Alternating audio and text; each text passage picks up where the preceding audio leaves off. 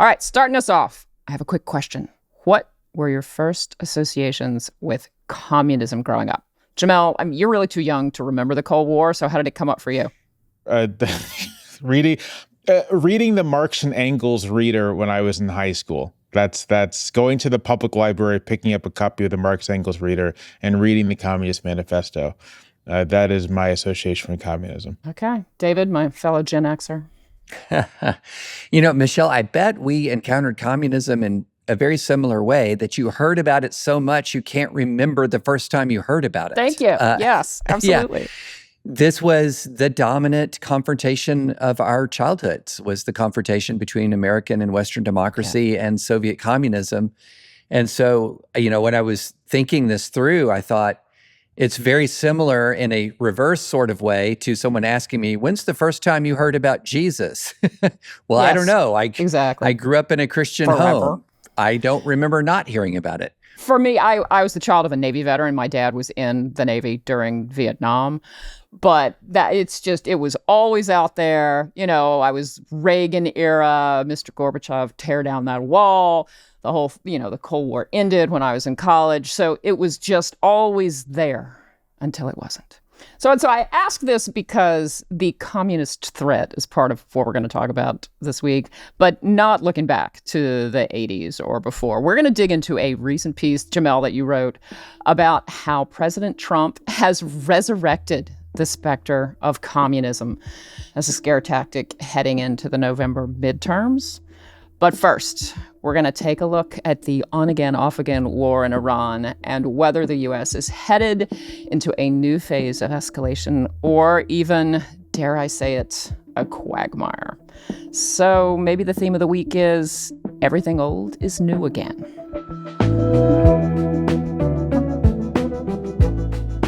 I'm Michelle Cottle. I cover national politics for New York Times Opinion, and this week I'm back with my usual co-conspirators, columnists David French and Jamelle Bouie. So David, back in June, you predicted that, quote, we might cycle through several more stages of almost war and almost peace. Oh my God, it's like you're psychic. So where are we now in that cycle, and how close do you think we are to full-scale war? With the usual caveat that we are taping on Thursday morning, and it can go anywhere. I want to begin by paraphrasing Darth Sidious from Star Wars. All is unfolding as we have foreseen. That this is a very predictable outcome. And it's been very predictable ever since. And I really want to commend our colleagues on the news side. They did this really, I thought, insightful analysis in the middle of one of the rounds of negotiations, because we've been through a few rounds of negotiations. And essentially what they were saying was, how do you negotiate a resolution to a war when both sides are zealously committed to declaring victory? And one of the things that you have seen here is one of the reasons why we keep cycling into not fully war, not fully peace, not fully war, not fully peace, is that both sides have this. Well, Trump in particular has an aversion to a longer war, and he also has an aversion to having been seen as losing a war. So he's got both of these things going on at once. The one thing he does not want by any stretch of the imagination is for somebody to be able to credibly say, you cut a worse deal than Obama.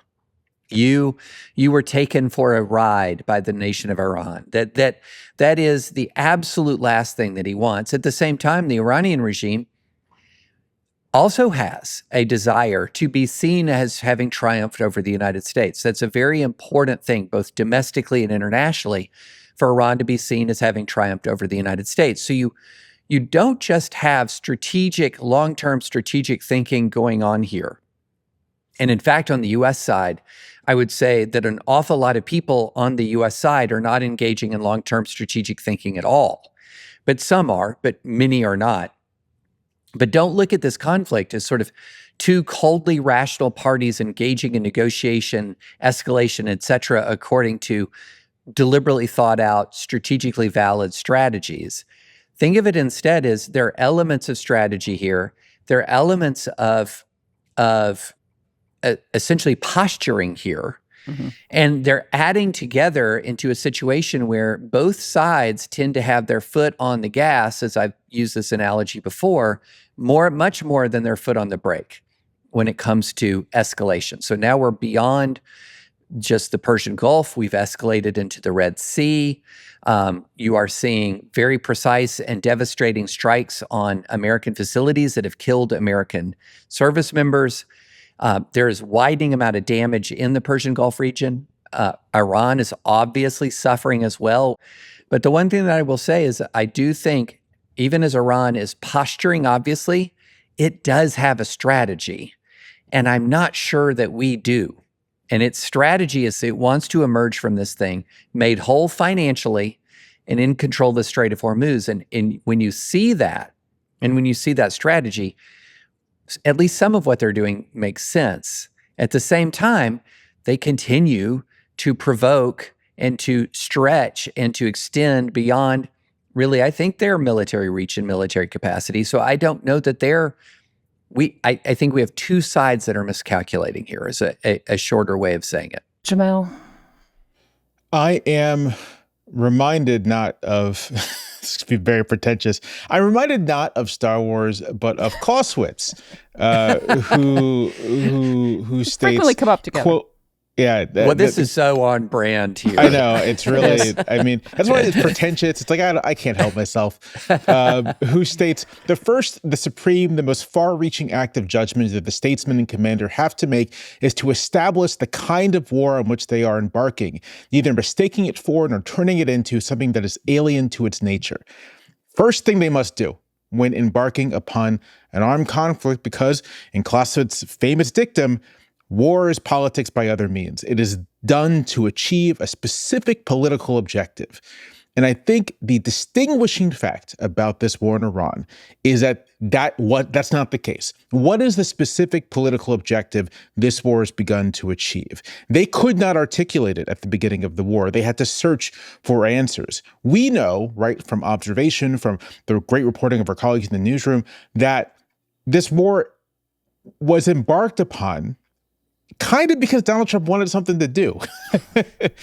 He had gotten, he felt confident after the incursion into Venezuela, believed that he could solve the Iranian problem with a few airstrikes, and then there'd be regime change, and they'd greet us as liberators, and et cetera, et cetera.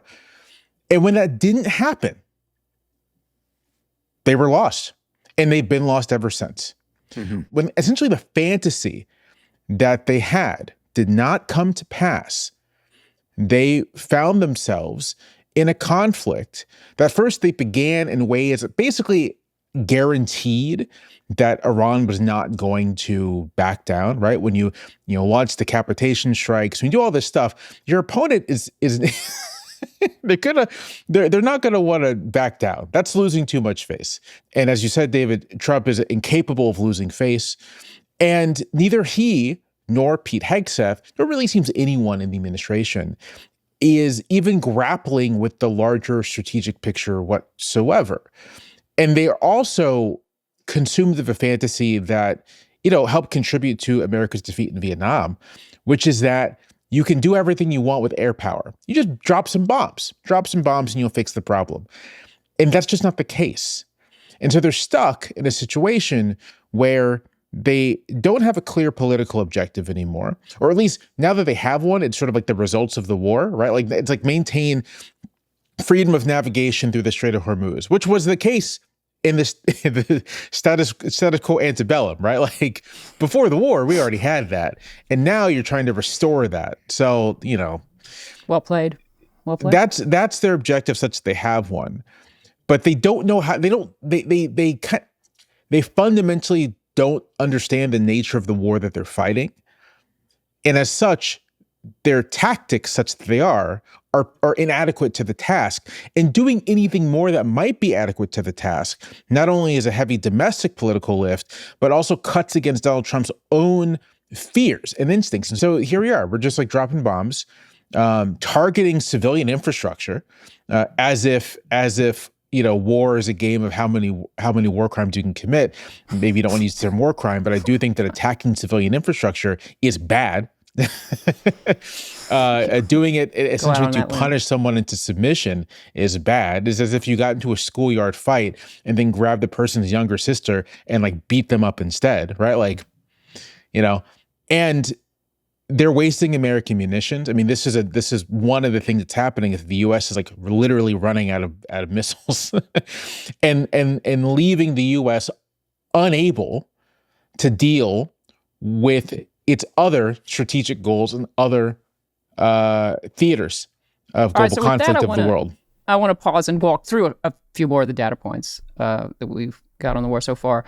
So 18 U.S. service members have died so far, and many more have been injured, I think, just since July 6th.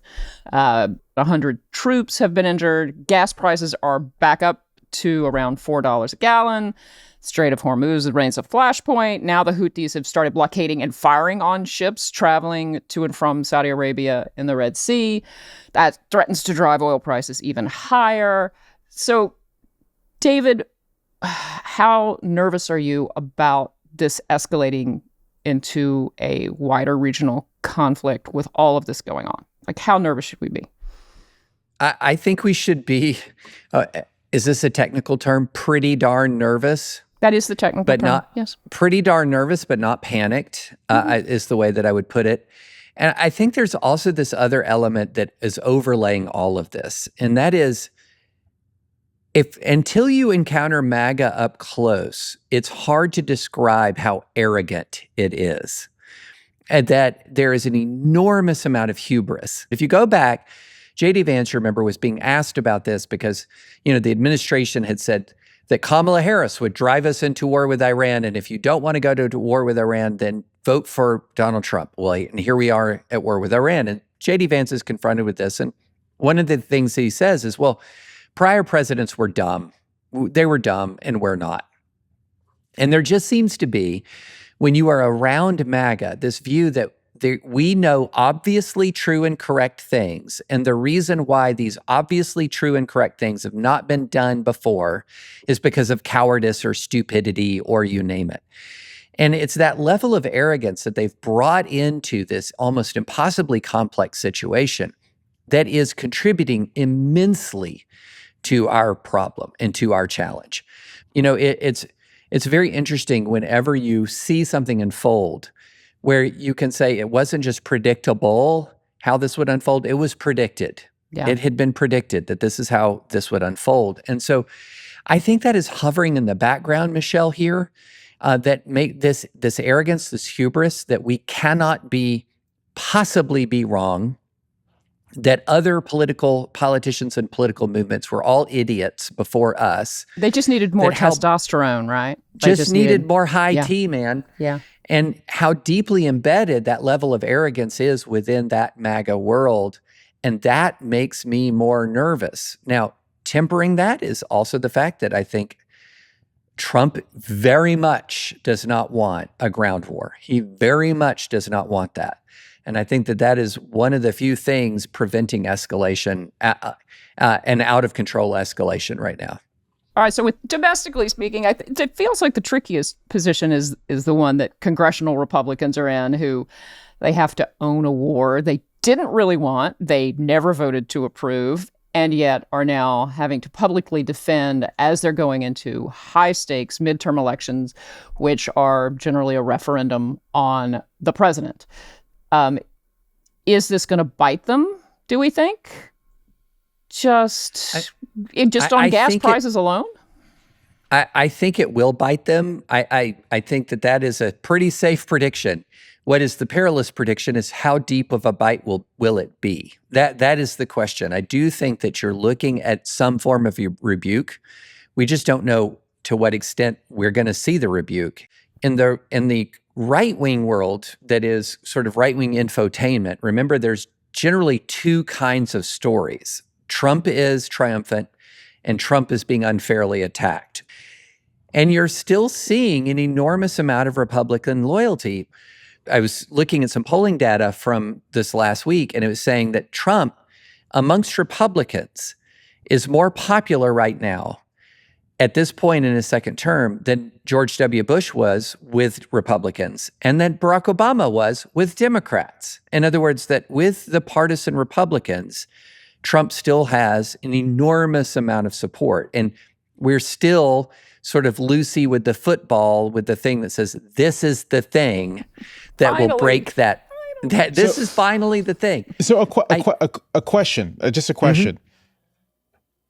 So that's happening at the same time that his approval with independence has dropped precipitously, right? Right. To what extent are we looking at a function of people disidentifying as Republicans, right? So they're saying, I don't think I'm a Republican anymore, or they're not saying that, they're saying I'm an independent, right?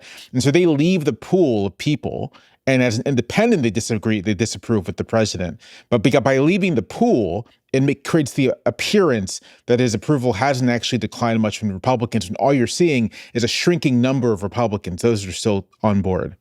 I think that's a super fair observation. In fact, it's buttressed by some data from Gallup that shows that the identifiers of independence is at, a generational or more high. So I do think that is happening. There's a shrinking, but the shrinking is also occurring with Democrats as well. Right, They're shrinking as well. So I do think there is a intense loyalty that remains within a shrinking pool. But that there is definitely still that intense loyalty. But as you note, Jamelle, I do think that overall pool is shrinking. Yeah, I think you're seeing that with both sides. And it feeds into the overall distrust of institutions. And if you talk to younger folks, younger voters in particular, are just suspicious of the parties. But this brings us back to our Red Scare that we mentioned earlier. Jamelle, you just wrote a piece about how Trump is bringing back the classical American political tactic of red baiting. Oh, so much fun. And so rather than focusing on his own record, he's going to spend the midterm run-up accusing Democrats of being communists and of aiming to turn America into a communist country. So now this, so much of what he does, this really feels stuck in the past. But kind of how does what's happening now compare with, say, the 1950s and McCarthyism? I mean, the big difference, and let me say real quick, other Republicans are getting in on this as well. And Steve Scalise referred to, stopping Bolsheviks, which I thought was very funny, sort of calling Democrats I loved that. Bolsheviks. It's like, we're Is this 1917? Yeah. Wow. Doesn't he seem hip and modern? But in the 1950s, the Soviet Union existed. It didn't just exist, it was a rival superpower. It wasn't just a rival superpower. It was, in the moment, a viable alternative to American-style capitalism and liberal democracy, right? In the United States at the time, there was a not huge, but significant actual communist party that was active in American politics. There was still a socialist party in American politics, not as active, but still there. And the American left was not quite at the high watermark of its power, but still quite influential.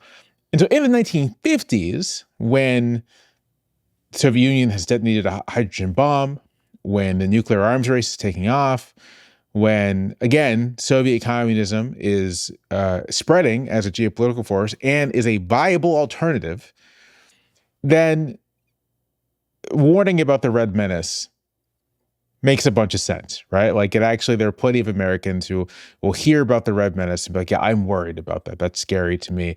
Hollywood is always a great barometer of these sorts of things. And there are plenty of movies in the 40s and 50s about communist infiltrators. I mean, quite famous ones like Invasion of the Body Snatchers.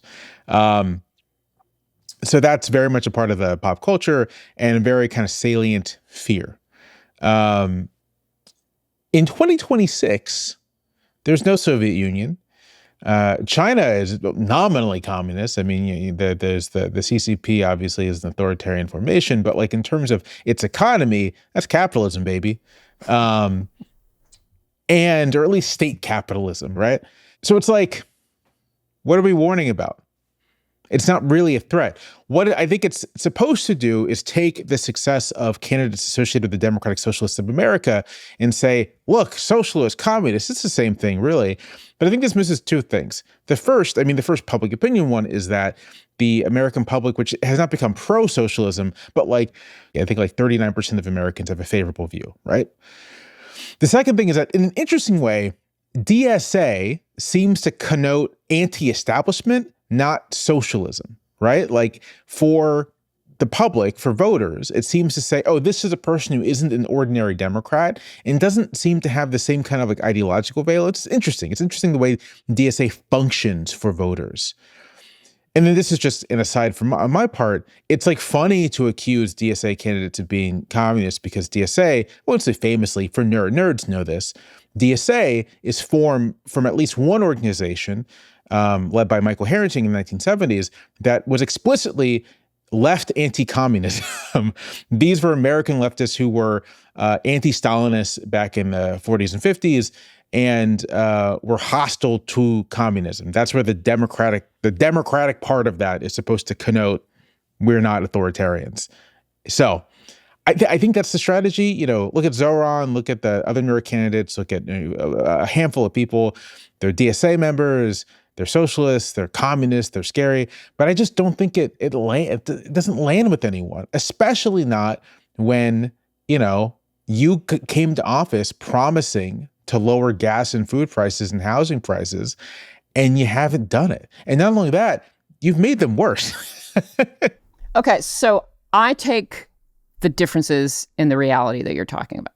I get all those. Trump's great gift politically has always been, however, to take this germ of a fact or a reality or something and just spin it into some kind of insane, Baroque, dark fantasy, whether you're talking about government corruption or immigration or crime or whatever. He has the ability to take something and turn it into something entirely fantastical almost. But in this case, for people who don't pay that much attention to what exactly the DSA stands for or how it differs from, regular socialism, even, much less communism. David, do you think that he will have much success making this link in people's minds and turning this into, not a referendum on him so much as a referendum on democratic extremism? Yeah. So, look, I take fully Jamelle's points that he just raised, as you just said. I mean, one of the differences between the McCarthy era and now is in the McCarthy era, there was a red menace. The Soviet Union was an expansionist, genocidal power that, by the 1980s, you had millions of troops poised in Eastern Europe, poised for an invasion of NATO, tens of thousands of nuclear weapons on both sides pointed at each other. The differences here are such an order of magnitude between that and a few DSA politicians hyper-concentrated in New York City that there's just no comparison. But anyone who underestimates the ability of Donald Trump and the entire sort of right-wing infotainment universe to turn, at least in the minds of millions and millions and millions of Americans, this contest as to one between whatever you want to say about the MAGA people, whatever flaws you want to say, they're American patriots who like capitalism and they like the American system.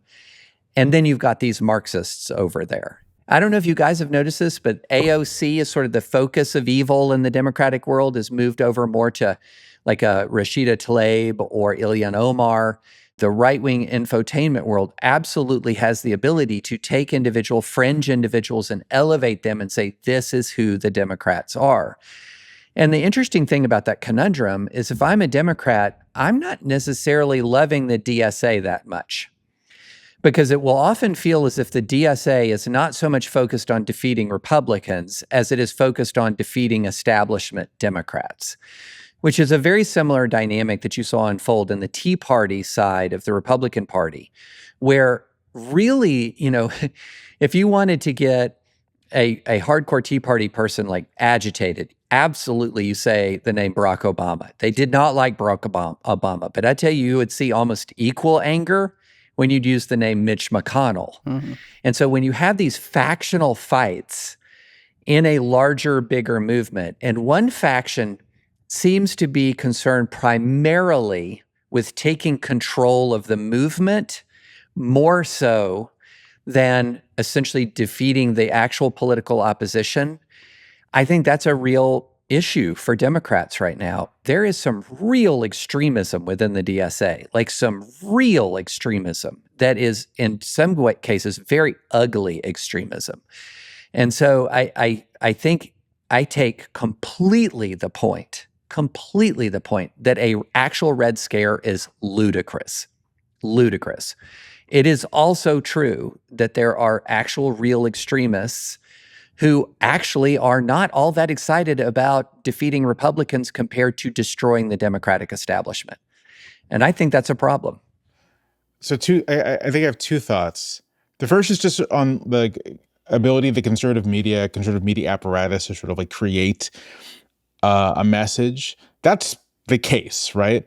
I think my view is that discourse actually doesn't move everything, right? Discourse is most effective when it dovetails with things people are actually experiencing, right? And so the president's immigration fear-mongering dovetails with the sense from at least a lot of Americans, right, that the border is out of control, that kind of thing. First of all, there's no sense in which Americans are threatened by communism. It's just like it's not a thing. And second, this would be different if the president and the Republican Congress had fulfilled the promises on which they used to get elected. But they haven't. The conditions that got them elected don't just remain, but their policies have worsened them. And so the reason I'm very skeptical of this is that you can scream about communism, you can show, darkened pictures of Tlaib and Omar as much as you want, and it doesn't change the fact that when someone goes to fill up their car, they're spending $60, right? And so you can scream all you want about assorted threats, about the Red Menace, but I do think that there is a hard limit to what that can do to persuade voters when you haven't done anything to alleviate their concerns. And critically, the one piece of legislation you passed, the big, beautiful bill, is resulting in massive cuts to food assistance, massive cuts to healthcare, right? And I myself am exceedingly skeptical of the ability of messaging to overcome actual material conditions, especially for those voters who aren't plugged in to conservative media, those voters who are not in the middle ideologically, but like are loosely attached to the electorate and who are going to be voting, if they vote, on the basis of their vibe about the world, about their pocketbook, and their sense of where they are in terms of their pocketbook. The other really quick point is just that I think it's important to see that a lot of the success of DSA candidates, there aren't enough self-identified socialists or progressives to help a DSA candidate win in a typical Democratic primary. There just aren't, even in New York, right? The success of these candidates has, I think, been about the fact that DSA candidates seem to want to fight Republicans in a way that establishment Democrats do not. Like, the complaint with establishment Democrats isn't ideological. It isn't that they aren't going far enough on a set of policies. The complaint is that, well, Donald Trump is running roughshod over American democracy. A Chuck Schumer or a Hakeem Jeffries is talking about their friends on the Republican side. And DSA candidates are presenting themselves as candidates who will actually show the level of aggression that Democratic voters want to see against Republicans. I mean, the defeating the establishment Democrats then becomes a means to an end, and not an end in and of itself. So, speaking to your point, Jamelle, can the DSA mobilize people with their kind of fighting spirit with Trump? At the same time, as my inbox will attest, the Republicans are going all in on turning this into what has become known as the hate election, which is how much can you get not just your voters But, people who might be anxious about the idea of more extremist Democratic candidates turning the country into something they don't recognize, how much can you mobilize them? Certainly they are working this on the fundraising side just incessantly. And there's the issue of, the balance between a candidate that excites their own voters versus the candidate who also is exciting the other side's voters. And I think that's what's making a lot of Democrats nervous in places outside of New York. Like, obviously, if you're a safe blue district in New York, whoever you nominate's gonna get it. That just like as the Democratic nominee. This is not the same for, say, like Colorado 8. Big swing district, Republican incumbent, very vulnerable. The more liberal progressive candidate won, and that makes a lot of people nervous about whether or not they can pull it off. Same thing with a lot of what we're seeing in Michigan. So that's my question. I mean, we don't know the answer. I don't know. There've been a bunch of generic ballot polls the past couple of days. Fox News has the generic ballot D+7. Emerson has a D+11, which is wild. But like the spread is like D+4 to D+11. And you look at individual Senate races, the Democratic candidate in Iowa, whose name I cannot recall at the moment, is like even in Turek? That race. Are you talking about the Senate candidate? Yeah. The Senate candidate. John Ossoff is likely going to win his Senate election, his re-election by like close to double digits, it's looking like. If current trends Georgia continue. has been a freak show on the Republican side from the beginning. Yeah, but I mean, this is my point, right? Like, when you're looking at individual races, the picture, it doesn't look like a picture where Republicans are on the offensive. It looks like a picture when they're very much on the defensive, where they're having to focus much more on races that in an environment where things were much more in their favor, they wouldn't have to. Right? The Senate is in play in a way that it simply wasn't a year ago. And I just don't think that screaming about communism is gonna change that, because the Senate's in play because people are responding to conditions. This is where I'm really going to double down on this. Like, actual material conditions really matter. I respect that. It's not all discourse. Our jobs are discourse. I think it's very tempting to sort of imagine that everything is shaped by discourse, but like it is not. Nothing. The fundamentals are against the Republicans in my view, very little is shaped by every discourse. way this time. So it will be interesting to see how much the discourse matters. But. Let me use an analogy that my friend Sarah Isger came up with, which I think is just brilliant when it comes to politics and the discourse, or politics and even campaign consultants and campaign strategists. She used the analogy of curling. In curling, what do? You throw a big rock. Well, you don't throw it; you slide it. I think that maybe that's they not actually how call I've it watched a throw. curling, David. Yeah, I don't. I think throwing There's would no get you throwing. disqualified. Yeah. No, they slide it. Okay, so I'm obviously not a curling aficionado here. Okay, I got it. And then you have the sweepers, right? And the sweepers, they vigorously work, and if they do their job perfectly, they can slightly adjust the trajectory of the rock. Yep. Slightly, right? And that can make all the difference, in a very close Olympic match. But the bottom line is, if you have a bad, if that initial slide, throw, whatever you want to call it, is bad, and it goes off in a wrong direction or a bad direction, you can have the world's best sweepers, and they're not going to move the needle in any meaningful way. And I think what Jamelle is talking about is the underlying conditions of the country are the rock here. That is the thing that is the fundamental unyielding reality of this election, is that Donald Trump walked into office with a mandate to mainly repair the economy and fix inflation and provide sort of a degree of normalcy, like et cetera, at the border. And he created an enormous amount of chaos. He flipped inflation back in the wrong way. And that's all the rock. And all of these fundraising emails that, and texts, a friend of mine sent me one, and I will read it to you. Very, very measured. A communist plot unearthed 4 miles from your home. Trump begged the Pentagon for $350 billion to respond. And I don't think it's going to really work. So, yeah, I totally agree with Jamelle. The core of this election, the core of it, is going to be rejection of Donald Trump and the economy and the world that he's created. And I think it will be so comprehensive that multiple factions within the Democratic Party will be able to say, see, it worked. That you'll have some DSA candidates Everybody you'll have wins. mainstream candidates win. And so they're all going to have a case for how, that they can be the standard bearer going forward. Okay, that's going to make 2028 fun. Oh, yeah. But at the margins, this stuff still does matter. Okay, well, I can't resist drawing this to a close on a curling analogy. How often do we get to do that? So let's just take that and move right on into recommendations. Who wants to go first? Tell me what you got. Jamelle, you go. Sure. My favorite director is Sidney Lumet. Not an auteur, so doesn't necessarily have a big reputation outside of nerds.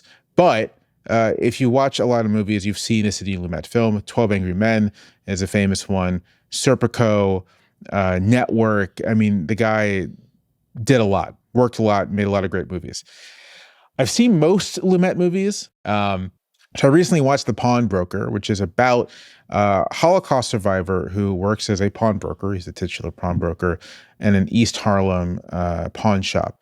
And it is marvelous. A marvelous film. Steiger's performance is incredible. And it is this look at how trauma is something that may be impossible to get by. Like, I'll say this is not a happy movie. It's not a happy picture. It's actually quite bleak. And it's a character study, first and foremost. There's not much of a plot to it.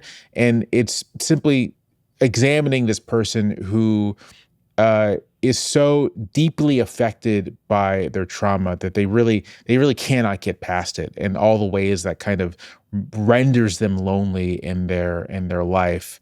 And it's very reminiscent of the work of the Safdie brothers.